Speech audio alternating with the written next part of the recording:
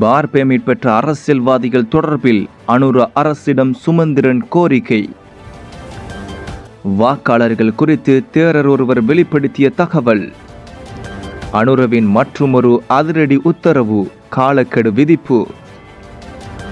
பல அரச வாகனங்களை பயன்படுத்தும் உயர் அரசாங்க அதிகாரி பேரப்பிள்ளைகளுக்கும் வழங்கியதாக தகவல்.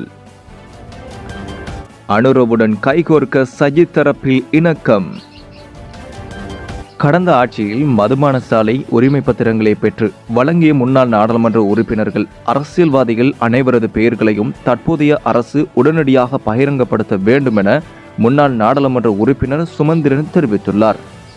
கொழும்பில் நேற்று 2/10/2024 புதன்கிழமை நடைபெற்ற செய்தியாளர் சந்திப்பிலேயே அவர் இந்த கோரிக்கையை விடுத்துள்ளார். இதன்போது அவர் மேலும் தெரிவிக்கையில், இன்று நாடு முழுவதும் மதுபான சர்ச்சை நிலவுகின்றது.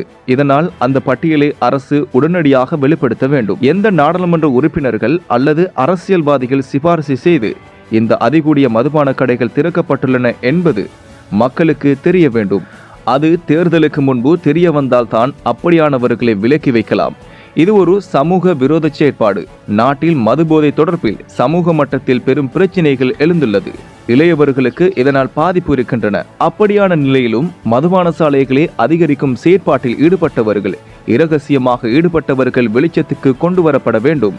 அவர்களது பெயர்கள் தெரிய வேண்டும். இது மட்டுமின்றி பணத்துக்கு ஆதாயமாக்கியும் உள்ளனர், அதாவது அனுமதி பத்திரங்களை விற்றுள்ளனர் என்ற செய்தியும் எட்டியுள்ளது. ஆகையால் அவர்கள் யார் என்பதை நாடறிய வெளிப்படுத்த வேண்டும். இதே நேரம் மக்கள் சேவைக்கு வருபவர்களுக்கு மிக அதிகமான சலுகைகள் இதுவரை கொடுக்கப்பட்டுள்ளன. ஆகையினால் இந்த சலுகைகளை குறைக்க எமது பூரண ஆதரவு கிடைக்கும். பொருளாதார நெருக்கடி நிலையில் நாடாளுமன்ற உறுப்பினர்களுக்கு இத்தனை சலுகைகள் தேவையற்றது. அதிகமான சலுகைகளை குறைக்கின்ற போது நாம் முழுமையான ஆதரவை வழங்குவோம் என கூறியுள்ளார். மதம், இனம் அல்லது குல அடிப்படையில் மக்கள் இனி வாக்களிக்க தயாராக இல்லை என்பதை அண்மையில் நடைபெற்ற ஜனாதிபதி தேர்தலில் வாக்காளர்கள் வெளிப்படுத்தியதாக பௌத்த விவகாரங்களின் இணைப்பாளர் தலைவர் சஸ்திரபதி கலகம தம்மரன்சி நாயக்க தேரர் தெரிவித்துள்ளார். ஊடகங்களிடம் கருத்து தெரிவித்துள்ள அவர், நாட்டில் நிலவும் இனவாதம், மத பிளவுகள், தொடர்ச்சியான இளஞ்சம் மற்றும் ஊழல்களுக்கு எதிராகவே மக்கள் ஜனாதிபதி தேர்தலின் போது வாக்களித்துள்ளதாக தெரிவித்துள்ளார். தற்போது நாட்டில் பொருளாதார மற்றும் சமூக பிரச்சினைகள் மோசமடைந்து வருகின்றன. எனவே மதங்களுக்கு இடையிலான ஒற்றுமை முயற்சியின் ஒரு பகுதியாக மத நல்லிணக்கத்தை மேம்படுத்துவதற்கு சங்கம் முடிவு செய்துள்ளது என்றும் தேரர் கூறியுள்ளார். எந்த மதத்தையும் நம்பாத கோயில்கள், தேவாலயங்கள் அல்லது மசூதிகளுக்கு செல்லாத ஒரு குழுவினரே நாட்டில் தேசிய மற்றும் மத நல்லிணக்கத்திற்காக பேசுகின்றனர். அவர்களின் தவறான கருத்துக்கள் காரணமாகவே உண்மையான மத பக்தர்கள் பாதிக்கப்படுகின்றனர் என்றும் பௌத்த விவகாரங்களின் இணைப்பாளர் தலைவர் சஸ்திரபதி கலகம தம்மரன்சி நாயக்க தேரர் தெரிவித்துள்ளார். பெருந்தொகையான வரியை செலுத்தாத மதுபான சாலை உரிமையாளர்களுக்கு எதிராக கடுமையான நடவடிக்கை எடுக்கும்படி ஜனாதிபதி அனுரகுமார திசாநாயக்க உத்தரவிட்டுள்ளதாக இலங்கை மதுவரி திணைக்களம் தெரிவித்துள்ளது. இந்நிலையில் நிலுவைத் தொகையை செலுத்த தவறிய மதுபான ஆலைகளுக்கு இனி அனுமதி இல்லை என திணைக்களத்தின் ஆணையாளர் நாயகம் MJ குணசிறி தெரிவித்துள்ளார்.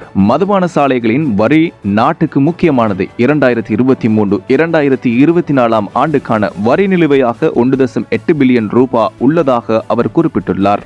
நிலுவைத் தொகையை எதிர்வரும் நவம்பர் 30 முன்னர் செலுத்தாத மதுபான உற்பத்தியாளர்களின் 2025 ஆண்டிற்கான உரிமத்தை நீட்டிக்க வேண்டாம் என்று ஜனாதிபதி உத்தரவிட்டுள்ளார். குறிப்பிட்ட காலத்திற்குள் நிலுவையை செலுத்தாத உரிமையாளர்களின் அனுமதி பறிக்கப்பட்டு புதியவர்களுக்கு அனுமதி வழங்கப்படும் என ஆணையாளர் குறிப்பிட்டுள்ளார். இலங்கையில் புதிய அரசாங்கம் ஆட்சிக்கு வந்துள்ள நிலையில் முறையற்ற வகையில் பயன்படுத்தப்படும் அரச வாகனங்கள் தொடர்பில் அதிகம் பேசப்படுகிறது.